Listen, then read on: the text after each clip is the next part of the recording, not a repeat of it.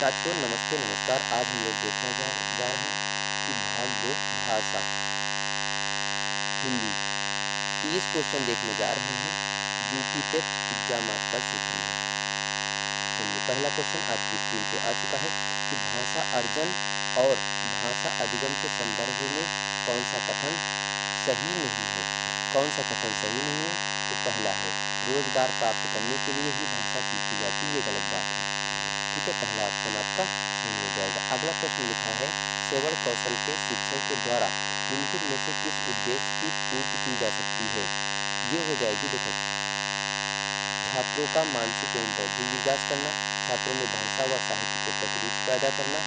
अगले प्रश्न देखते हैं, अभी देखते हैं कि श्रुति सामग्री का सारांश ग्रहण करने की योग्यता विकसित करना।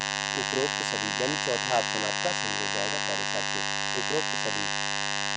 अगला क्वेश्चन लिखा है कि बाल केंद्रित शिक्षा शास्त्र है, यानी क्या होती है। ये होती है, ऑप्शन तीसरा हो जाएगा, बच्चों के अनुभवों, उनके विचारों और उनकी शक्ति सहभागिता को प्राथमिकता देना। ऑप्शन आपका तीसरा सही हो जाएगा। अगला प्रश्न आपका क्या लिखा हुआ है, हिंदी की शिक्षिका अक्सर वस्तुनिष्ठ प्रकार वाला रूपात्मक आकलन करती है, लेकिन उसे उसके द्वारा विकसित परीक्षण की विश्वसनीयता पर शंका है। विश्वसनीयता पर शंका है। इस प्रकार के आकलन की विश्वसनीयता को बढ़ाने के लिए क्या करना चाहिए? क्या करना चाहिए? तो मानकीकृत परीक्षण का प्रयोग करना चाहिए। ऑप्शन आपका पहला सही हो जाएगा। अगला प्रश्न आपका लिखा हुआ है कि अभिव्रत और मूलों का आकलन करते समय हिंदी के शिक्षक निम्नलिखित में से किस विवरण संकेत को अभिभार दे सकते हैं। ऑप्शन तीसरा हो जाएगा, दूसरे बच्चों के साथ श्रेय की साझेदारी न करना। तीसरा ऑप्शन आपका सही हो जाएगा। अगला प्रश्न है निम्नलिखित में से कौन सा वाचन का महत्व नहीं है। कौन से वाचन का महत्व नहीं है? तो सामाजिक दृष्टिकोण की अपेक्षा वाचन शैक्षिक दृष्टिकोण से अधिक महत्वपूर्ण है। ऑप्शन आपका दूसरा सही हो जाएगा। अगला प्रश्न लिखा है भाषा शिक्षण में सहायक होता है। क्या सहायक होता है? निदानात्मक व उपचारात्मक कार्य। पहला ऑप्शन सही हो जाएगा। पहला ऑप्शन आपका सही हो जाएगा। ध्यान दीजिए, अगला प्रश्न, भाषा शिक्षण के संदर्भ में कौन सा कथन सही नहीं है? तो तीसरा, बच्चों की मातृ भाषा का कक्षा में प्रयोग नहीं होना चाहिए। ऑप्शन आपका तीसरा सही है। अगला प्रश्न लिखा है पाठचर्या सहगामी क्रियाएं जैसे गीत, संवाद, अंत्याक्षरी, भाषा, वाद विवाद आदि में सहायक है। कौन सा ऑप्शन आपका सही हो जाएगा? तो भाषा और साहित्य को समझने, यानी पहला ऑप्शन आपका सही हो जाएगा प्यारे साथियों। अगला प्रश्न आपका क्या कहता है कि उच्च प्राथमिक स्तर पर लेखन कौशल के विकास का कौन सा उद्देश्य सबसे कम महत्वपूर्ण है? हो जाएगा प्रसिद्ध लेखकों की लेखन शैली की समीक्षा करना। ऑप्शन आपका तीसरा सही हो जाएगा। अगला प्रश्न क्या कहता है कि भाषा की नियमबद्ध प्रकृति को पहचानने और उसका विश्लेषण करने में कौन सा बिंदु कम सहायक है?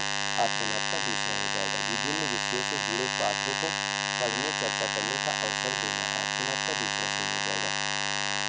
अगला प्रश्न लिखा हुआ भाषा शिक्षण में शब्दार्थ पर अधिक बल नहीं देना चाहिए, क्यों बल नहीं देना चाहिए? क्योंकि बच्चे संदर्भ के अनुसार अनुमान लगाते हुए अर्थ ग्रहण कर लेते हैं। चौथा ऑप्शन आपका सही हो जाएगा। अगला प्रश्न लिखा है आप सस्वर पठन में अनिवार्यतः किस साहित्यिक विधा का समर्थन करेंगे? किसका समर्थन करेंगे? एकांकी का। ऑप्शन आपका पहला सही हो जाएगा मित्रों। अगला प्रश्न आपका लिखा है कि अन्य विषयों की कक्षाएं भी भाषा अधिगम में सहायता करती हैं, क्योंकि अन्य विषयों को पढ़ने पर वैविध्यपूर्ण भाषा प्रयोग के अनेक अवसर उपलब्ध होते हैं। ऑप्शन आपका तीसरा सही हो जाएगा। अगला प्रश्न लिखा है कि निबंध रचना में इसके दो गुणों कला पक्ष एवं भाव पक्ष का ध्यान रखा जाता है। निम्नलिखित में से किस गुण का संबंध कला पक्ष से है? यह है रचना की सरलता तथा सजीवता। पहला ऑप्शन आपका सही हो जाएगा। अगला प्रश्न लिखा हुआ हर प्रकार की जरूरतें क्यों बढ़ रही हैं? पहला ऑप्शन आपका सही हो जाएगा, जनसंख्या में वृद्धि के कारण। पहला ऑप्शन आपका सही है। अगला प्रश्न है प्रदूषण की बढ़ती मात्रा किसका उदाहरण है? इसका उदाहरण है कि शहरों पर बढ़ता जनसंख्या दबाव। ऑप्शन आपका दूसरा सही हो जाएगा। अगला प्रश्न आपका क्या कहता है, क्रांति का कारण क्या होता है? क्या होता है? समाज की जरूरतें पूरी न होना। ऑप्शन आपका दूसरा सही है।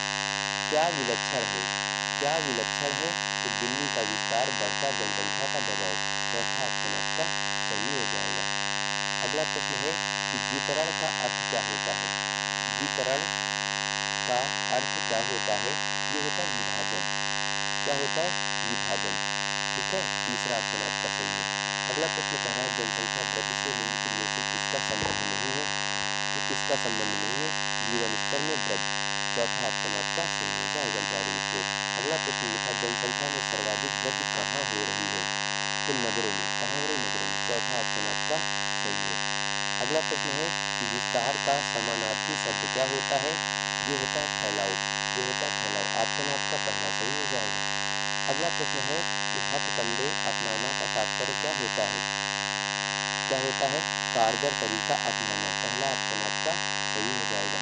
अगला प्रश्न देखते हैं कि सॉलिड रॉकेट बूस्टर का उपयोग कहाँ किया जाता है? तो ये पहला ऑप्शन सही हो जाएगा आपका, GA-100 लवी में। ऑप्शन पहला आपका सही हो जाएगा। अगला प्रश्न है कि सबसे कम फ्यूल बर्न किसका होता है?